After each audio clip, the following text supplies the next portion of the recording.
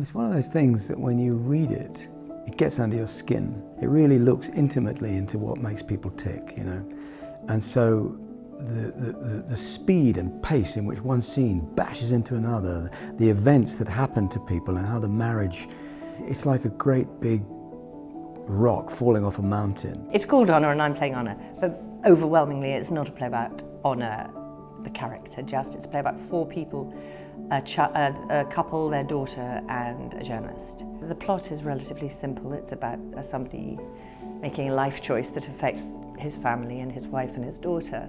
But it's about how these people develop or how they learn. And the main thing about the play is they are ferociously articulate. The play is a real excavation of loyalty, honour, love, and what those words essentially mean to us and to the characters. And I think that people will come out and talk about it. The nature of relationships has changed so much and has diversified so much in terms of people's sexuality within that, and the nature of long-term relationships has therefore been really challenged recently, and I think particularly within that, the idea of marriage.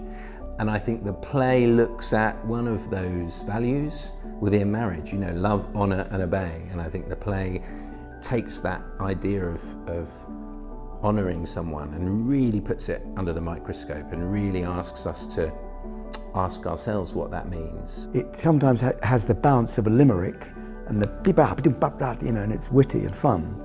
And other times it, as I've said, there are such things, it's such intense things going on in people's lives of personal discovery and relationships under stress that she finds phrases that land in your brain you can't forget.